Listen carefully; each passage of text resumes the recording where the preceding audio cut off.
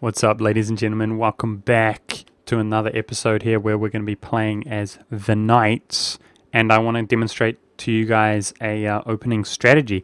But before we do that, look at this glorious game right here. So you can see obviously that we're the Knights and we own. We're basically the next iteration of Byzantium. We're ranked third here according to the score, and I'm also the second great power in 1569. Pretty sweet. Making 12 ducats a month at the moment. This is a quick shot of my diplomacy here, looking really nice on diplomacy. I just allied Muscovy for the heck of it, even though he's doing quite poorly. Because at this point I feel like I could basically 1v1 Poland and I might as well help him out there. Looking really nice. But the reason that I sort of stopped my playthrough here to show you guys off at this point is because I can finally form Jerusalem. And that is of course what is required to actually obtain the King of Jerusalem achievement. And that's the intention of this video, is to help you guys acquire that achievement. Before we do that, I'm going to basically try to give you guys a little cheeky treasure tip, guys, alright? This is a tactic that I don't see really talked about that often at all, that I'd like to just quickly articulate. And basically, one of my plans to boost the overall trade wealth in Constantinople is to actually release a vassal which brings money in. And one of the methods that you can do to utilize this, and this is something that is can be extrapolated to all different regions, is I intend to completely and utterly dominate the Crimean trading region. You can see we have 25% control with no merchant in here. Once I obtain Kaffa, Azov, and the entire region, we're going to be absolutely killing it. And with one merchant, we're going to be able to bring all of the wealth through effectively.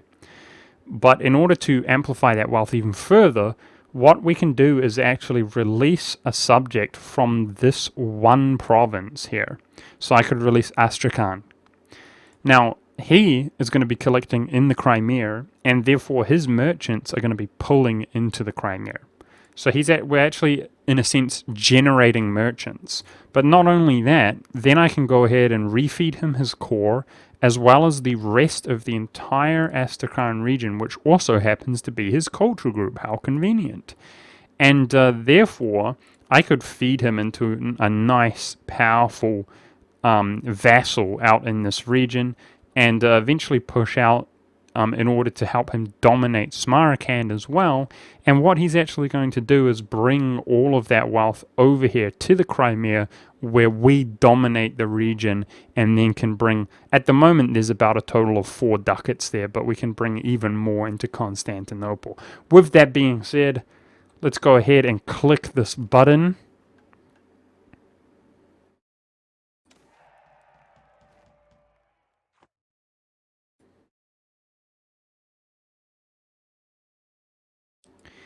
Yep, little bit dewy. It's a little bit dewy, but apart from that, it's looking pretty good. So, in regards to the traditions and ambitions, if you're playing as the Knights, I think you don't want to abandon your roots, because the Knights have incredibly good national ideas. But that's something I'm going to talk about if there's sort of a stagnant point throughout the strategy. I just want to talk about the perks of actually forming forming Jerusalem, and one is that you basically change your government type from the what is it called? Monarchist state to a kingdom. One of the weaknesses, a big weakness, in fact, of the monarchist state, which overall is pretty strong, is the fact that you're a duchy. You cannot be a kingdom. We just formed the kingdom, but it also allows us to actually form an empire as well, which I imagine I'm pretty close to doing in this game. Interestingly, as either the Knights or Cyprus, we're actually Occitan. I don't know how to pronounce that French culture group. But what that means is if we do form an empire, we actually fully accept all of this French culture, which is obviously one of the more, in terms of development, powerful European cultures. So that's pretty interesting. I don't think it's going to be that hard to, for example, make a sort of bridge or make a colony, if you will, in Italy, and therefore we could just begin expanding straight into France. But also, the other perks are like a extra diplomat and so on. Anyways, if you guys would like to, Jerusalem's looking pretty good here, guys. Nice and white, looking really nice. If you guys would like to achieve this yourself, well, you came to the right place, because I'm going to show you what should be your opening move. Okay, so I'm going to start off by basically rambling a little bit here as we stop. I'm going to delete my beginning fort, although that's optional. I'm also going to begin building some cogs. Take a mission. I recommend you guys focus admin. And I'm going to go around raiding the coastlines of our neighbors while I talk about a few things. So one of those things is the OP ideas that I mentioned earlier, one of which is raiding coastlines. I'm going to begin building a spy network in Byzantium, and I'm going to begin improving relations with Hungary. Now, yes, so the Knights, I believe, are the only Catholic nation that can actually raid coasts. So what this means is, in my other game, I could, for example, if we take a province in the Red Sea, we can actually raid Arabia and down to the Horn of Africa, as well as if we take a province in the Persian Gulf, we can actually raid the other side of Arabia and Persia. It's really, really crazy, and in my opinion, the Knights are, because of this, as you can see, they're certainly, well, finances are certainly not a weakness that you have to worry about. It's pretty obnoxious, and also sailors. What this means is you kind of have the luxury. You can see here we're at 2,181 out of a maximum of 288 sailors. Pretty crazy stuff. So in theory, you can build up a really formidable fleet. You can not mothball the fleet, or you can mothball the fleet rather, and then you just have sailors coming out of the wazoo, so you don't have to worry about it when you unmothball those fleets. Now, our first move is going to be breaking into Byzantium, and basically what you're going to find is either Venice or the Ottomans. Oh, that's interesting. He attacked Albania with only Ragusa this time around. Either the Ottomans or Venice attacks Byzantium. This is pretty consistent here. Now that we've raided our coasts, I'm going to basically be poised. We can afford to maintain our armies and be poised to go into war here. So this is basically an opportunistic war. We're waiting for our claim. And we basically want Venice or the Ottomans to do all of the work for us while we basically capitalize and siege everything up. So while we wait, I want to talk about this diplomatic situation. You're ideally going to try to obtain Austria, Hungary, and Poland. In this case, in my Byzantium playthrough, I asked or recommended that you guys try to ally the Mamelukes. Very difficult to obtain the Mamelukes in this patch, as this nation rather, because you're not actually going to be able to rival the Ottomans, but also they hate you for raiding their coasts, which I recommend you do. So in terms of, there's a bit of an issue where Poland and Hungary can potentially rival each other. However, okay, both of these nations are going into Albania, so we're going to have to be patient here and basically continue to wait for an opportunity. The only circumstance that you can not ally both nations, Hungary and Poland, is when they both rival each other.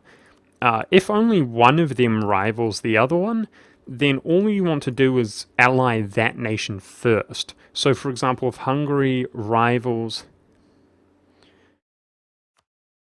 Poland, then you want to ally Hungary, because if you ally Poland, you're going to get the ally to rival modifier with Hungary. So we're going to try obtain Austria, Hungary, and Poland as allies.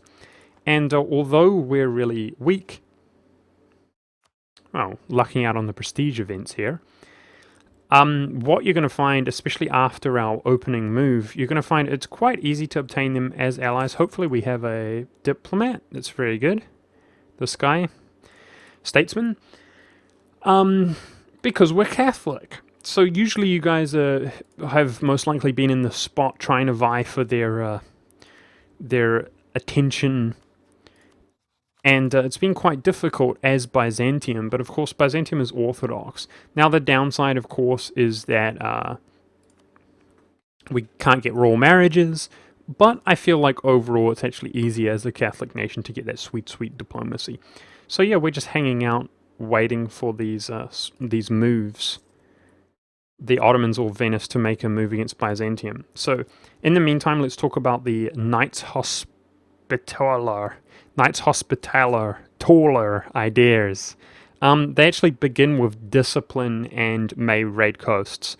Incredibly good. Anytime you talk about ideas, you have to think about in context.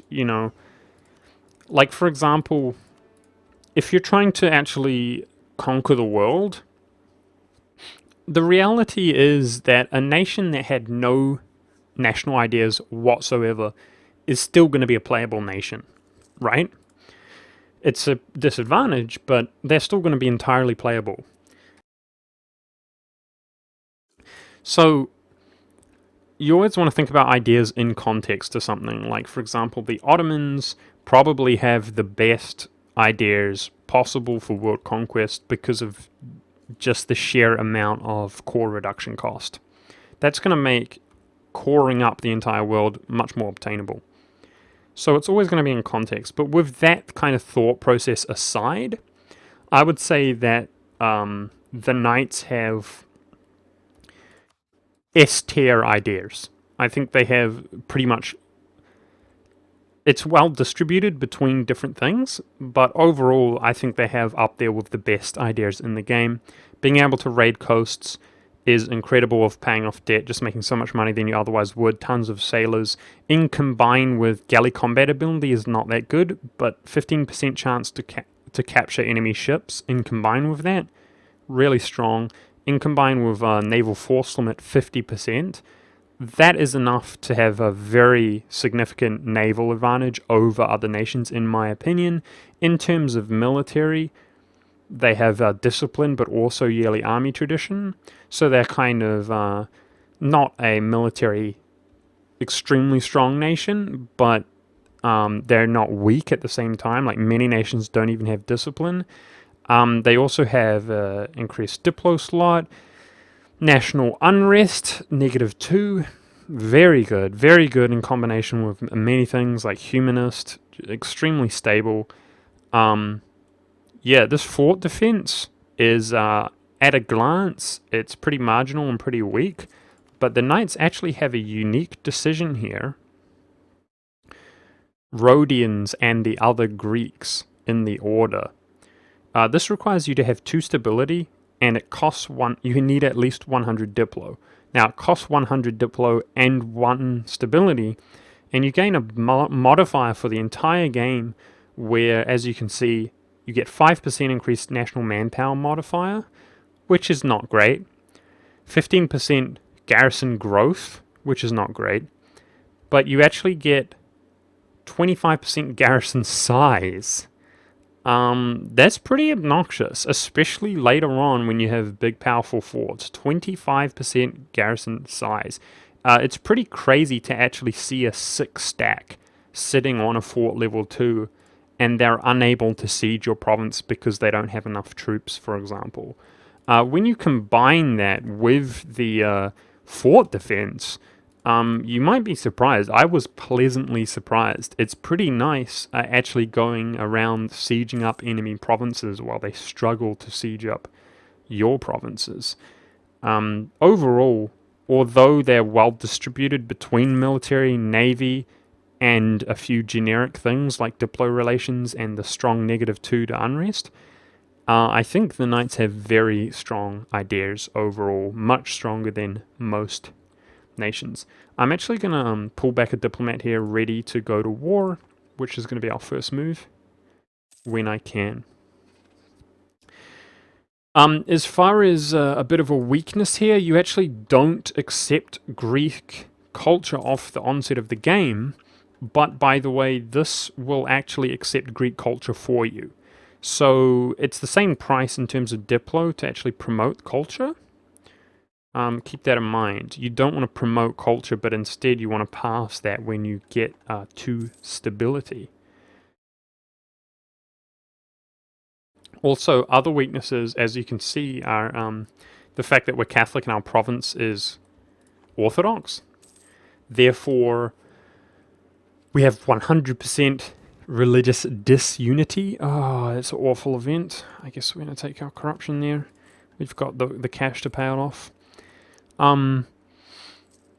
100% religious disunity. This means you're really going to want to try to stay away from boosting stability. Hopefully we get some events to put us up to +2 to pass that, but we might have to boost it up as it is worth overall, in my opinion.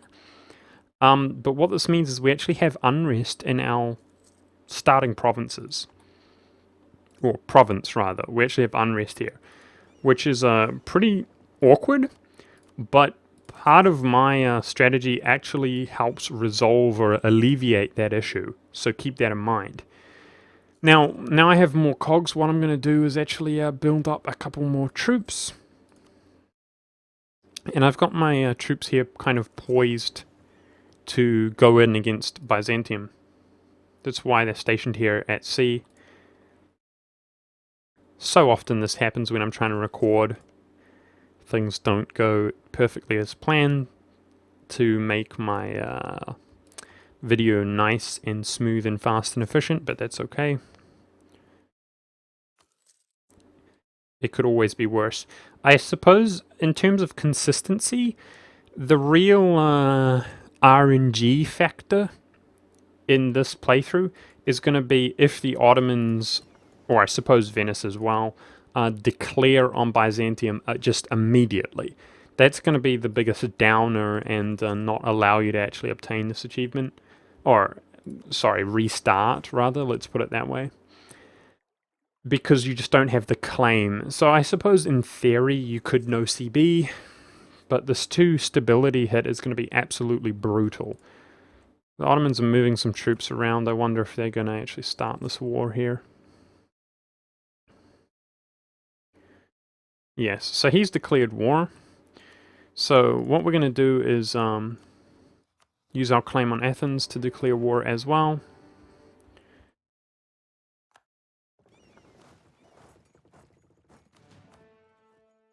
Finally. So we're utilizing the Ottomans to, obviously, their navy to win at sea, but we're also, hopefully, he bet me there. That's annoying. So this is a pretty typical circumstance. He actually bet us to both of these sieges. However, the dream is that Serbia is going to, and the Ottoman or Byzantium forces are going to at least serve enough of a distraction to move his troops. That's what we're hoping. And therefore, we are going to obtain the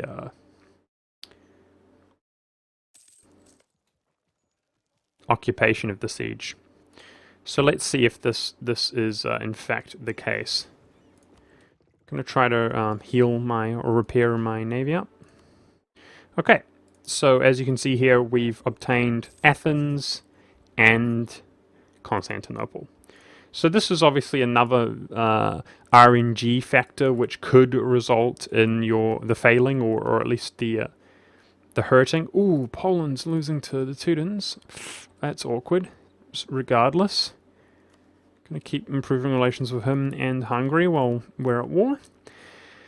From my experience, as long as the Ottomans are at war with more than Byzantium and Trebizond, if they're at war with more than that, then they will actually not just sit here and base race. Their preference is to go ahead and kind of single out Serbia before Byzantium. So obviously I'm going to go around and actually siege every province, make sure we have the occupation on every province, and basically we're going to try and have the Ottomans fight this war for us. Now, unlike in the past, I noticed that they will actually sit by your siege rather than help you siege down a province like they used to in the past. So what this means is, obviously the Ottomans are still doing all of the work because he's dealing with Serbia for us and he destroyed their fleets and their forces. So he's actually absolutely crucial to fighting this. Oh, speaking of forces, hello Serbia, that's not good. Jeez. Surprise, surprise. This usually doesn't happen, you see. Serbia is usually taken care of. I'm going to go and try to pick these troops up. Ooh. Mate. Leave us alone, mate. Okay, what's the smart move here?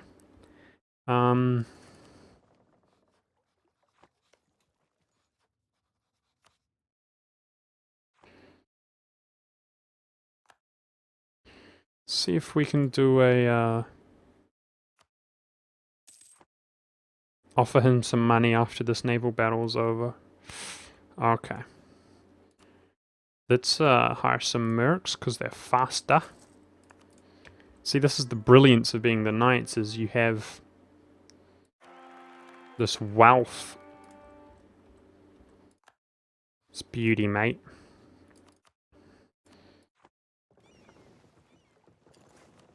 So obviously that's a little bit of a setback, but it's okay as long as the Ottomans deal with it for us, which is the case. I'm more concerned about these occupations.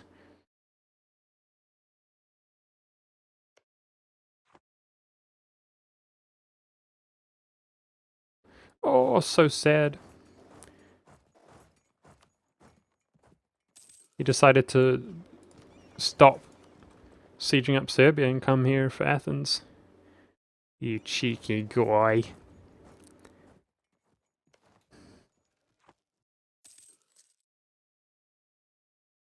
Okay, so let's begin improving relations with Austria.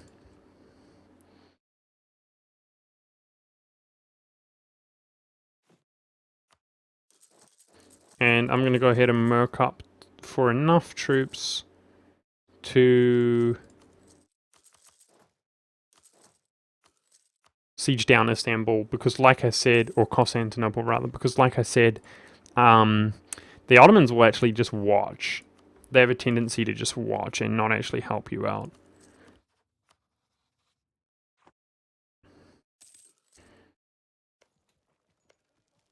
Yeah, so unfortunately it looks like we're not actually going to be able to obtain these troops this time around, or these occupations this time around. In my game, basically things went down in a similar fashion to that, except Serbia didn't come along and stomp my troops, which I'm a little bit sad about. But it looks like in this circumstance we're going to be able to obtain Constantinople, which is, for obvious reasons, the most significant province, but also Achia, which is good. Now, ideally, obviously, if you obtain everything, listen to me, this is important. I don't want, one thing that is a peeve of mine is when you guys kind of ignore what I say. You guys can do whatever you want, but if you do not do what I specifically say, then don't complain when you encounter issues. and say, what do I do when this happens? And the answer is, that doesn't happen because you do what I say. And this is the ideal peace out, okay, with Byzantium, is you take Athens and Constantinople, and then you vassalize him. So you leave him Achaea and Morea. Obviously, we're going to have massive unrest issues. We already have unrest issues in like our most stable province, let alone conquering these provinces. Massive unrest issues. Athens, just like ourselves, the nation is not a Greek nation. It is a Greek province, but the nation is not Greek. Therefore, the rebels are going to be Byzantium rebels, not Athenian rebels, because they... Okay, let's make sure to peace out Serbia before the Ottomans do, because then we'd be at war with them, which would be a little bit awkward, make this war more difficult. Yeah, so basically Athens and Constantinople are both going to produce Byzantium separatists, which are the faction of separatists that we already have. If you take Achaea and Morea, you're actually going to get Mauryan, Achaean, and Byzantium rebels. Dealing with that level of unrest, obviously out of one province where you already have unrest, is quite difficult to actually handle.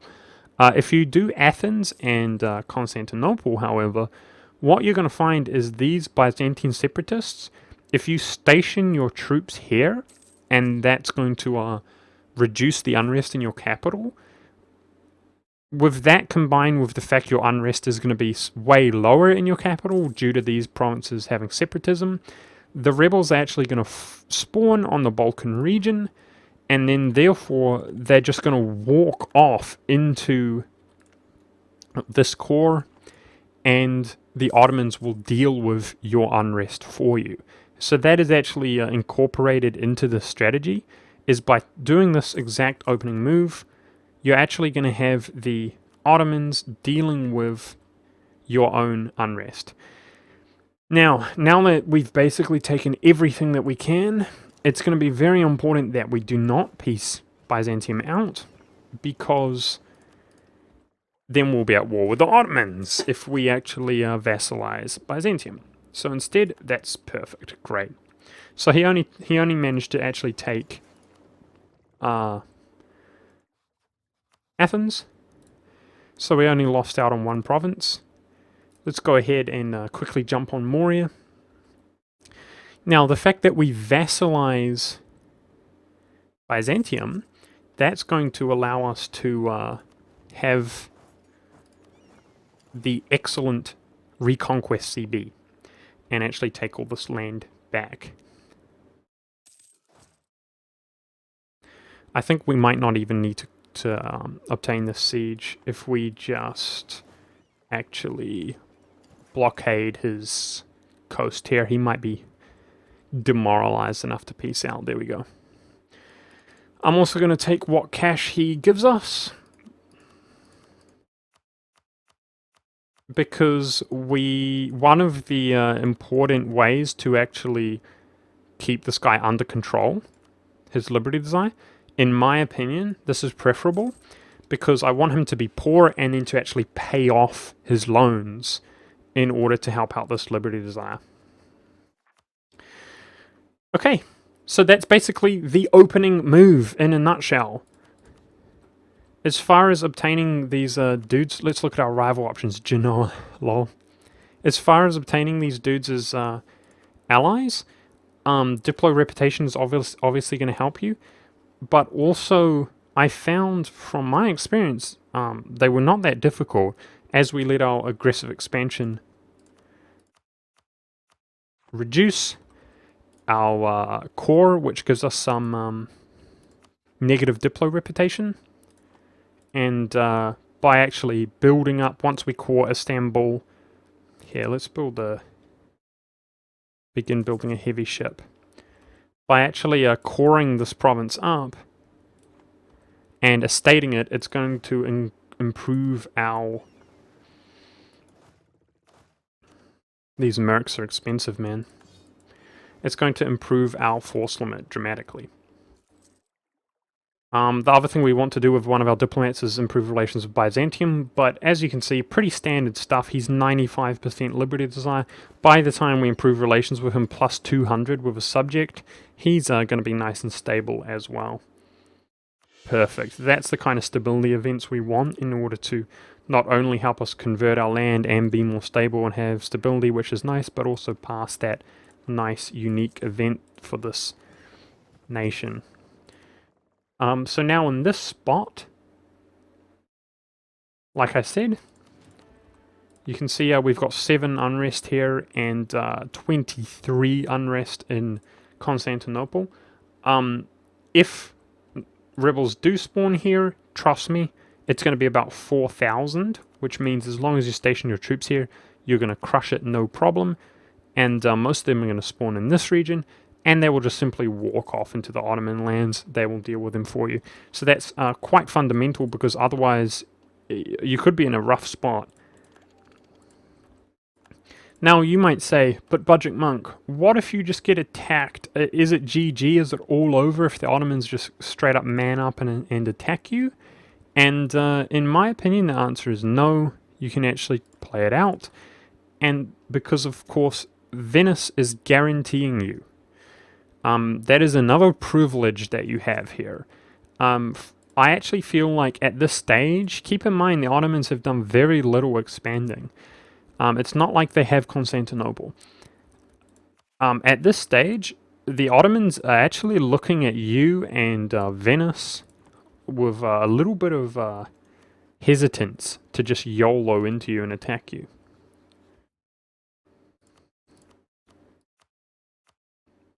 How did this war play out? Looks like a bit of a white piece there or something.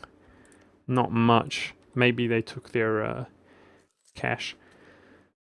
So yeah, that's basically the strategy in a nutshell. You can see we're not in the worst spot ever because we're guaranteed by Venice. I'm trying to work on relations. Unfortunately, I don't have the admin to actually call this up just yet. But basically, you might say, oh, look at our economy. We're really hurting, and we are. But you're not going to worry too much about your economy, because basically in 2 more years, we're going to obtain... Do you remember how much money we got? We got about 350 ducats, but not only that, now we're going to be able to raid... In fact, we can do this right now, actually. Istanbul is going to enable us to actually raid these 3 provinces in the Black Sea, which we previously have not raided. There we go. So that's actually going to keep us from the threshold of taking some loans here. Pretty crazy stuff. Like I said, pretty OP. We're going to see that the Ottomans are most likely, at least from my experience, are going to go around attacking other nations because they don't want to deal with Venice right as of now.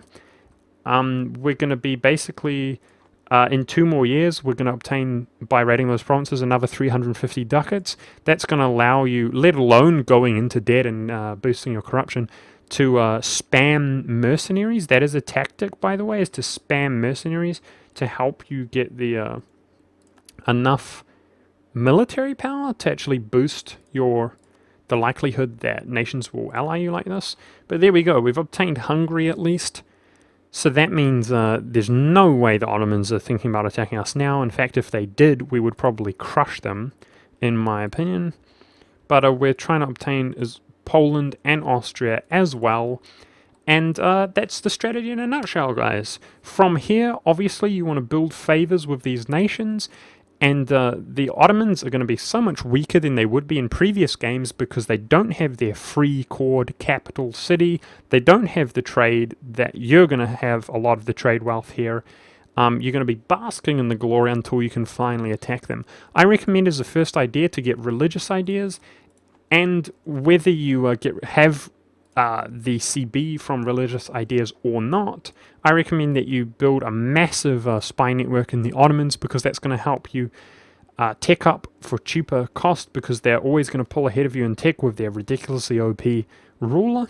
But also, my personal recommendation is that you actually expand into Bulgaria as opposed to returning Byzantium's core to him, because he's going to become too much of a hassle to actually keep happy. Whereas if you do it that way around, you're going to be able to return quarter him in the next war, and he will be happy with you. Does that make any sense? I hope so, and I hope that you guys, I wish you the best of luck to obtaining this achievement yourself. I hope you guys enjoyed the video, and thank you for watching.